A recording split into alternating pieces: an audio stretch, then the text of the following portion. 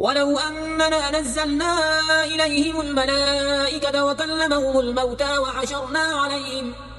وحشرنا عليهم كل شيء قبلا ما كانوا ليؤمنوا إلا أن يشاء الله ولكن أكثرهم يجهلون. وكذلك جعلنا لكل نبي عدوا شياطين الإنس والجن يوحي بعضهم إلى بعض زخرف القول غرورا ولو شاء ربك ما فعلوه فذرهم وما يفترون. ولتصغى إليه أفئدة الذين لا يؤمنون بالآخرة وليرضوه وليقترفوا ما هم مقترفون. أفغير الله أبتغي حكما وهو الذي أنزل إليكم الكتاب مفصلا والذين آتيناهم الكتاب يعلمون أنه منزل من ربك بالحق فلا تكونن من الممترين. وتمت كلمة ربك صدقا وعدلا لا مبدل لكلماته وهو السميع العليم. وإن تطع أكثر من في الأرض يضلوك عن سبيل الله إن يتبعون إلا الظن وإن هم إلا يخرصون. إن ربك هو أعلم من يضل عن سبيله وهو أعلم بالمهتدين. فكلوا مما ذكر اسم الله عليه إن كنتم بآياته مؤمنين. وما لكم ألا تأكلوا مما ذكر اسم الله عليه وقد فصل لكم ما حرم عليكم إلا ما اضطررتم إليه وإن كثيرا ليضلون بأهوائهم بغير علم إن ربك هو أعلم بالمعتدين. وذروا ظاهر الإثم وباطنه إن الذين يكسبون الإثم سيجزون بما كانوا يقترفون. ولا تأكلوا مما لم يذكر اسم الله عليه وإنه لفسق وإن الشياطين ليوحون إلى أوليائهم ليجادلوكم وإن أطعتموهم إنكم لمشركون. أومن كان ميتا فأحييناه وجعلنا له نورا يمشي به في الناس كمن مثله في الظلمات ليس بخارج منها كذلك زين للكافرين ما كانوا يعملون. وكذلك جعلنا في كل قرية أكابر مجرميها ليمكروا فيها وما يمكرون إلا بأنفسهم وما يشعرون. وإذا جاءتهم آية قالوا لن نؤمن حتى نؤتى مثل ما أوتي رسل الله أعلم حيث يجعل رسالته سيصيب الذين أجرموا صغار عند الله وعذاب شديد بما كانوا يمكرون. فمن يرد الله أن يهديه يشرح صدره للإسلام ومن يرد أن يضله يجعل صدره ضيقا حرجا كأنما يصعد في السماء كذلك يجعل الله الرجس على الذين لا يؤمنون. وهذا صراط ربك مستقيما قد فصلنا الآيات لقوم يذكرون. لهم دار السلام عند ربهم وهو وليهم بما كانوا يعملون. ويوم يحشرهم جميعا يا معشر الجن قد استكثرتم من الإنس وقال أولياؤهم من الإنس ربنا استمتع بعضنا ببعض وبلغنا أجلنا الذي أجلت لنا قال النار مثواكم خالدين فيها إلا ما شاء الله إن ربك حكيم عليم. وكذلك نولي بعض الظالمين بعضا بما كانوا يكسبون. يا معشر الجن والإنس ألم يأتكم رسل منكم يقصون عليكم آياتي وينذرونكم لقاء يومكم هذا قالوا شهدنا على أنفسنا وغرتهم الحياة الدنيا وشهدوا على أنفسهم أنهم كانوا كافرين. ذلك أن لم يكن ربك مهلك القرى بظلم وأهلها غافلون. ولكل درجات مما عملوا وما ربك بغافل عما يعملون. وربك الغني ذو الرحمة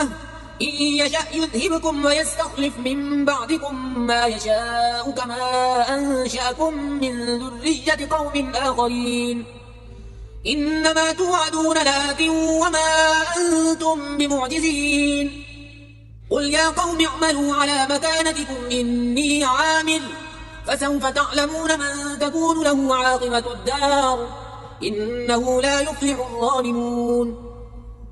وجعلوا لله مما ذرأ من الحرث والأنعام نصيبا فقالوا هذا لله بزعمهم وهذا لشركائنا فما كان لشركائهم فلا يصل إلى الله وما كان لله فهو يصل إلى شركائهم ساء ما يحكمون وكذلك زين لكثير من المشركين قتل أولادهم شركاؤهم ليرضوهم وليلبسوا عليهم دينهم ولو شاء الله ما فعلوه فذرهم وما يفترون وقالوا هذه أنعام وحرث حجر لا يطعمها إلا من نشاء بزعمهم وأنعام حرمت ظهورها وأنعام لا يذكرون اسم الله عليها افتراء عليه سيجزيهم بما كانوا يفترون وقالوا ما في بطون هذه الأنعام خالصة لذكورنا ومحرم على أزواجنا وإن يكن ميتة فهم فيه شركاء سيجزيهم وصفهم إنه حكيم عليم قد خسر الذين قتلوا أولادهم سفها بغير علم وحرموا ما رزقهم الله افتراء على الله قد ضلوا وما كانوا مهتدين وهو الذي أنشأ جنات معروشات وغير معروشات والنخل والزرع مختلفا أكله والزيتون والرمان متشابها وغير متشابه كلوا من ثمره إذا أثمر وآتوا حقه يوم حصاده ولا تسرفوا إنه لا يحب المسرفين ومن الأنعام حمولة وفرشا كلوا مما رزقكم الله ولا تتبعوا خطوات الشيطان إنه لكم عدو مبين 8 أزواج من الضأن 2 ومن المعز 2 قل أذكرين حرم أم الأنثيين أما اشتملت عليه أرحام الأنثيين نبئوني بعلم إن كنتم صادقين ومن الإبل 2 ومن البقر 2 قل أذكرين حرم أم الأنثيين أما اشتملت عليه أرحام الأنثيين أم كنتم شهداء إذ وصاكم الله بهذا فمن أظلم ممن افترى على الله كذبا ليضل الناس بغير علم إن الله لا يهدي القوم الظالمين قل لا أجد فيما أوحي إلي محرما على طاعم يطعمه إلا أن يكون ميتة أو دما مسفوحا أو لحم خنزير فإنه رجس أو فسقا أهل لغير الله به فمن اضطر غير باغ ولا عاد فإن ربك غفور رحيم وعلى الذين هادوا حرمنا كل ذي ظفر ومن البقر والغنم حرمنا عليهم شحومهما إلا ما حملت ظهورهما أو الحوايا أو ما اختلط بعظم ذلك جزيناهم ببغيهم وإنا لصادقون فإن كذبوك فقل ربكم ذو رحمة واسعة ولا يرد بأسه عن القوم المجرمين سيقول الذين أشركوا لو شاء الله ما أشركنا ولا آباؤنا ولا حرمنا من شيء كذلك كذب الذين من قبلهم حتى ذاقوا بأسنا قل هل عندكم من علم فتخرجوه لنا إن تتبعون إلا الظن وإن أنتم إلا تخرصون قل فلله الحجة البالغة فلو شاء لهداكم أجمعين قل هلم شهداءكم الذين يشهدون أن الله حرم هذا فإن شهدوا فلا تشهد معهم ولا تتبع أهواء الذين كذبوا بآياتنا ولا تتبع أهواء الذين كذبوا بآياتنا والذين لا يؤمنون بالآخرة وهم بربهم يعدلون قل تعالوا أتل ما حرم ربكم عليكم ألا تشركوا به شيئا وبالوالدين إحسانا ولا تقتلوا أولادكم من إملاق نحن نرزقكم وإياهم ولا تقربوا الفواحش ما ظهر منها وما بطن ولا تقتلوا النفس التي حرم الله إلا بالحق ذلكم وصاكم به لعلكم تعقلون ولا تقربوا مال اليتيم إلا بالتي هي أحسن حتى يبلغ أشده وأوفوا الكيل والميزان بالقسط لا نكلف نفسا إلا وسعها وإذا قلتم فاعدلوا ولو كان ذا قربى وبعهد الله أوفوا ذلكم وصاكم به لعلكم تذكرون وأن هذا صراطي مستقيما فاتبعوه ولا تتبعوا السبل فتفرق بكم عن سبيله ذلكم وصاكم به لعلكم تتقون ثم آتينا موسى الكتاب تماما على الذي أحسن وتفصيلا لكل شيء وهدى ورحمة لعلهم بلقاء ربهم يؤمنون وهذا كتاب أنزلناه مبارك فاتبعوه واتقوا لعلكم ترحمون أن تقولوا إنما أنزل الكتاب على طائفتين من قبلنا وإن كنا عن دراستهم لغافلين أو تقولوا لو أنا أنزل علينا الكتاب لكنا أهدى منهم فقد جاءكم بينة من ربكم وهدى ورحمة فمن أظلم ممن كذب بآيات الله وصدف عنها سنجزي الذين يصدفون عن آياتنا سوء العذاب بما كانوا يصدفون هل ينظرون إلا أن تأتيهم الملائكة أو يأتي ربك أو يأتي بعض آيات ربك يوم يأتي بعض آيات ربك لا ينفع نفسا إيمانها لم تكن آمنت من قبل أو كسبت في إيمانها خيرا قل انتظروا إنا منتظرون إن الذين فرقوا دينهم وكانوا شيعا لست منهم في شيء إنما أمرهم إلى الله ثم ينبئهم بما كانوا يفعلون من جاء بالحسنة فله عشر أمثالها ومن جاء بالسيئة فلا يجزى إلا مثلها وهم لا يظلمون قل إنني هداني ربي إلى صراط مستقيم دينا قيما ملة إبراهيم حنيفا وما كان من المشركين قل إن صلاتي ونسكي ومحياي ومماتي لله رب العالمين لا شريك له وبذلك أمرت وأنا أول المسلمين قل أغير الله أبغي ربا وهو رب كل شيء ولا تكسب كل نفس إلا عليها ولا تزر وازرة وزر أخرى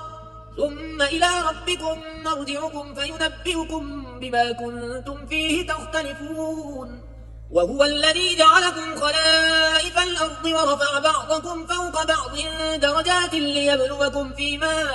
آتاكم إن ربك سريع العقاب وإنه لغفور رحيم بسم الله الرحمن الرحيم ألف لام ميم صاد كتاب أنزل إليك فلا يكن في صدرك حرج منه لتنذر به وذكرى للمؤمنين اتبعوا ما أنزل إليكم من ربكم ولا تتبعوا من دونه أولياء قليلا ما تذكرون وكم من قرية أهلكناها فجاءها بأسنا بياتا أو هم قائلون فما كان دعواهم إذ جاءهم بأسنا إلا أن قالوا إنا كنا ظالمين فلنسألن الذين أرسل إليهم ولنسألن المرسلين فلنقصن عليهم بعلم وما كنا غائبين والوزن يومئذ الحق فمن ثقلت موازينه فأولئك هم المفلحون ومن خفت موازينه فأولئك الذين خسروا أنفسهم بما كانوا بآياتنا يظلمون ولقد مكناكم في الأرض وجعلنا لكم فيها معايش قليلا ما تشكرون ولقد خلقناكم ثم صورناكم ثم قلنا للملائكة اسجدوا لآدم فسجدوا إلا إبليس لم يكن من الساجدين قال ما منعك ألا تسجد إذ أمرتك قال أنا خير منه خلقتني من نار وخلقته من طين قال فاهبط منها فما يكون لك أن تتكبر فيها فاخرج إنك من الصاغرين قال أنظرني إلى يوم يبعثون قال إنك من المنظرين قال فبما أغويتني لأقعدن لهم صراطك المستقيم ثم لآتينهم من بين أيديهم ومن خلفهم وعن أيمانهم وعن شمائلهم ولا تجد أكثرهم شاكرين قال اخرج منها مذءوما مدحورا لمن تبعك منهم لأملأن جهنم منكم أجمعين ويا آدم اسكن أنت وزوجك الجنة فكلا من حيث شئتما ولا تقربا هذه الشجرة فتكونا من الظالمين فوسوس لهما الشيطان ليبدي لهما ما وري عنهما من سوآتهما وقال ما نهاكما ربكما عن هذه الشجرة إلا أن تكونا ملكين أو تكونا من الخالدين وقاسمهما إني لكما لمن الناصحين فدلاهما بغرور فلما ذاقا الشجرة بدت لهما سوآتهما وطفقا يخصفان عليهما من ورق الجنة وناداهما ربهما ألم أنهكما عن تلكما الشجرة وأقل لكما إن الشيطان لكما عدو مبين قالا ربنا ظلمنا أنفسنا وإن لم تغفر لنا وترحمنا لنكونن من الخاسرين قال اهبطوا بعضكم لبعض عدو ولكم في الأرض مستقر ومتاع إلى حين قال فيها تحيون وفيها تموتون ومنها تخرجون يا بني آدم قد أنزلنا عليكم لباسا يواري سوآتكم وريشا ولباس التقوى ذلك خير ذلك من آيات الله لعلهم يذكرون يا بني آدم لا يفتننكم الشيطان كما أخرج أبويكم من الجنة ينزع عنهما لباسهما ليريهما سوآتهما إنه يراكم هو وقبيله من حيث لا ترونهم إنا جعلنا الشياطين أولياء للذين لا يؤمنون وإذا فعلوا فاحشة قالوا وجدنا عليها آباءنا والله أمرنا بها قل إن الله لا يأمر بالفحشاء أتقولون على الله ما لا تعلمون قل أمر ربي بالقسط وأقيموا وجوهكم عند كل مسجد وادعوه مخلصين له الدين كما بدأكم تعودون فريقا هدى وفريقا حق عليهم الضلالة إنهم اتخذوا الشياطين أولياء من دون الله ويحسبون أنهم مهتدون يا بني آدم خذوا زينتكم عند كل مسجد وكلوا واشربوا ولا تسرفوا إنه لا يحب المسرفين قل من حرم زينة الله التي أخرج لعباده والطيبات من الرزق قل هي للذين آمنوا في الحياة الدنيا خالصة يوم القيامة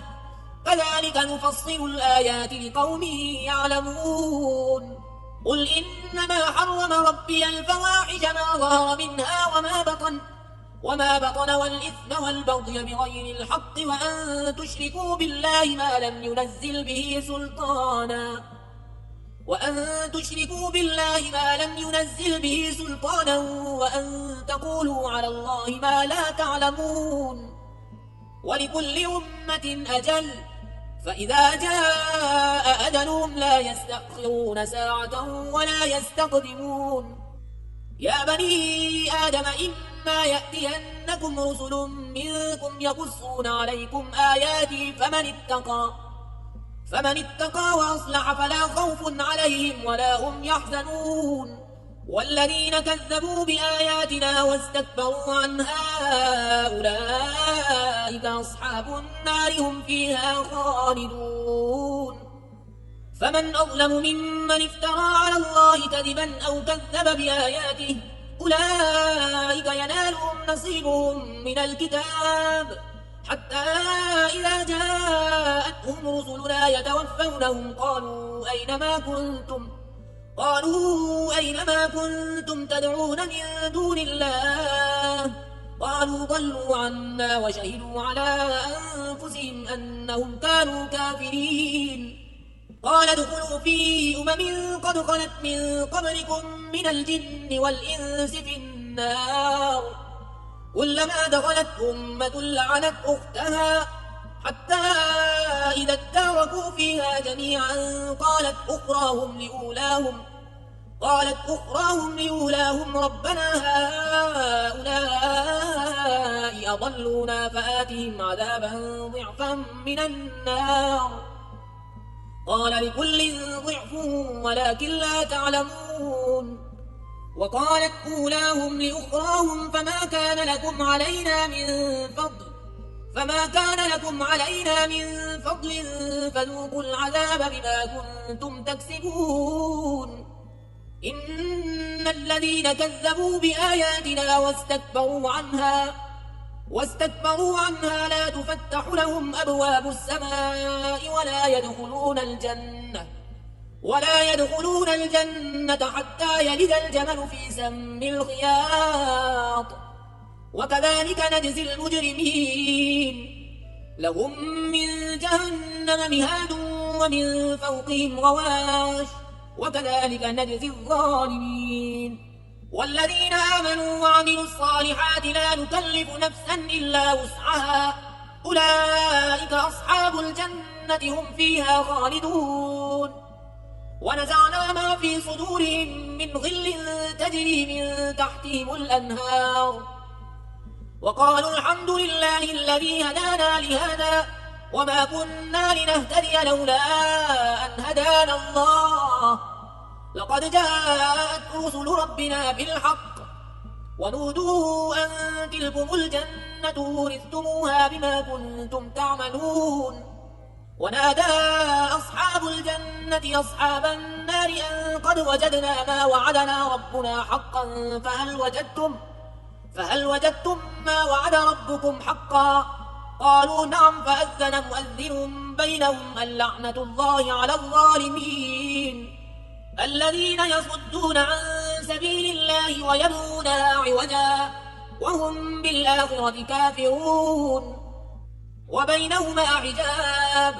وعلى الأعراف رجال يعرفون كلا بسيماهم ونادوا أصحاب الجنة أن سلام عليكم لم يدخلوها وهم يطمعون.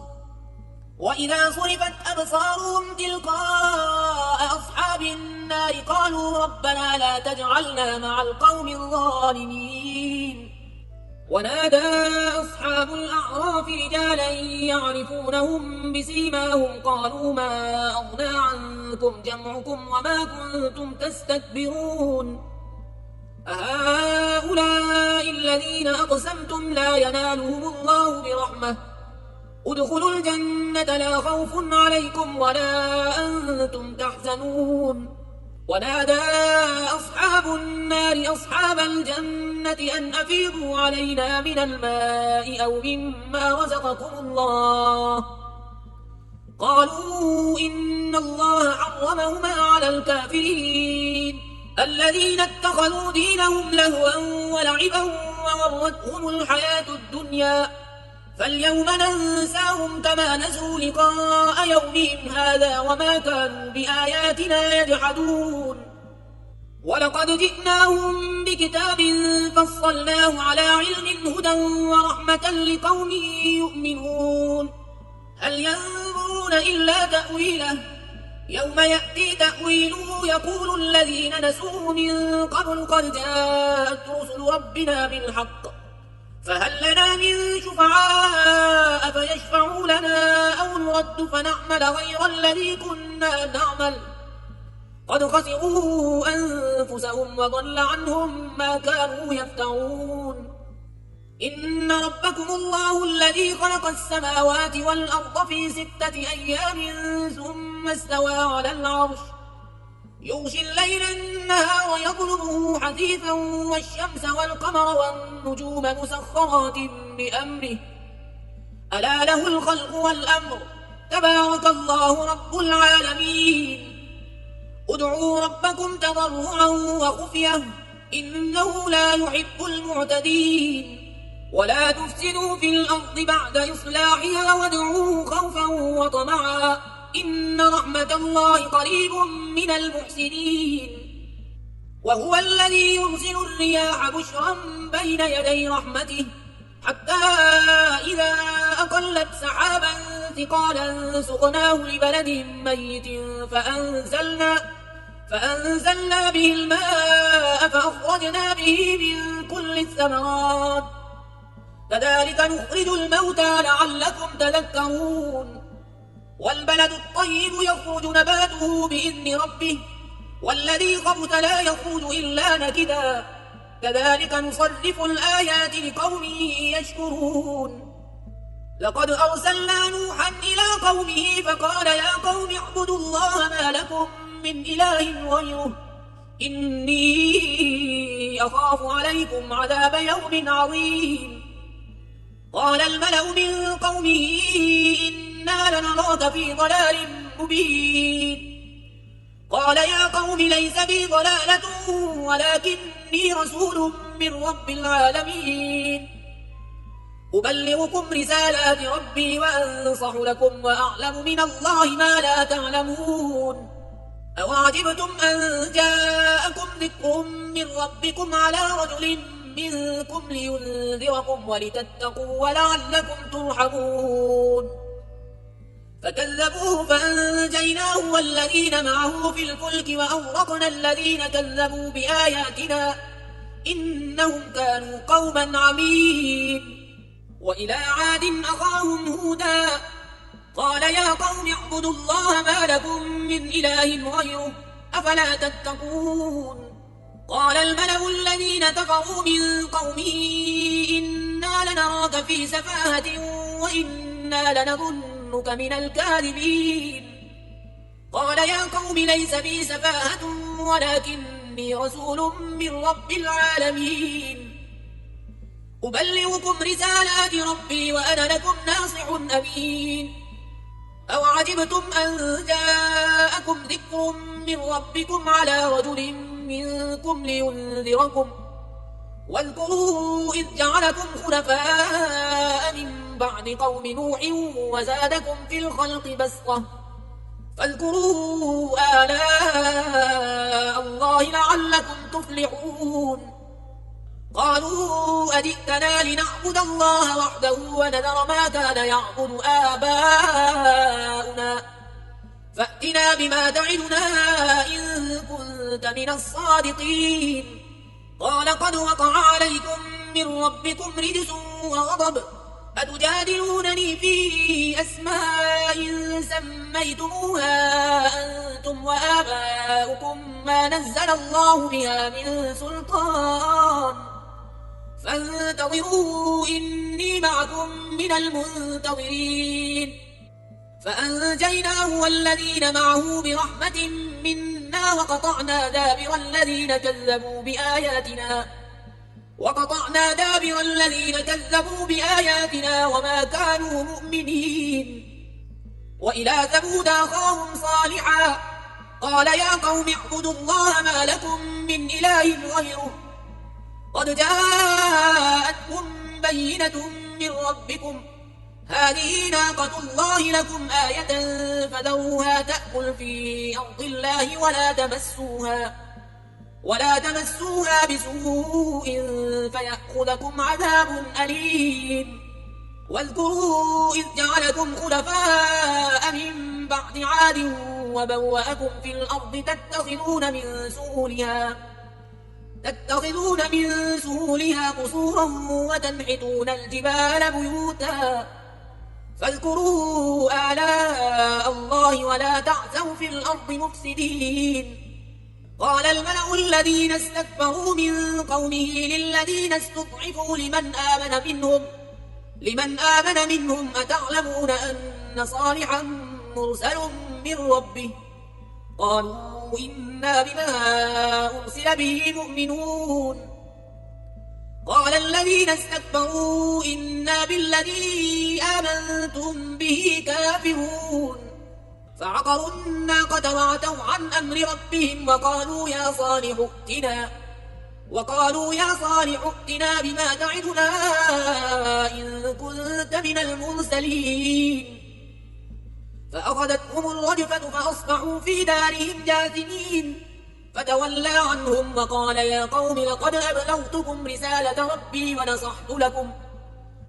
لكم ولكن لا تحبون الناصحين. ولوطا إذ قال لقومه أتأتون الفاحشة ما سبقكم بها من أحد من العالمين إنكم لتأتون الرجال شهوة من دون النساء بل أنتم قوم مسرفون. وما كان جواب قومه إلا أن قالوا أخرجوهم من قريتكم إنهم أناس يتطهرون. فأنجيناه وأهله إلا امرأته كانت من الغابرين. وأمطرنا عليهم مطرا فانظر كيف كان عاقبة المجرمين. وإلى مدين أخاهم شعيبا قال يا قوم اعبدوا الله ما لكم من إله غيره قد جاءتكم بينة من ربكم فأوفوا الكيل والميزان ولا تبخسوا الناس أشياءهم ولا تفسدوا في الأرض بعد إصلاحها ذلكم خير لكم إن كنتم مؤمنين. ولا تقعدوا بكل صراط توعدون وتصدون عن سبيل الله من آمن به وتبغونها عوجا. واذكروا إذ كنتم قليلا فكثركم وانظروا كيف كان عاقبة المفسدين. وإن كان طائفة منكم آمنوا بالذي أرسلت به وطائفة لم يؤمنوا فاصبروا حتى يحكم الله بيننا وهو خير الحاكمين.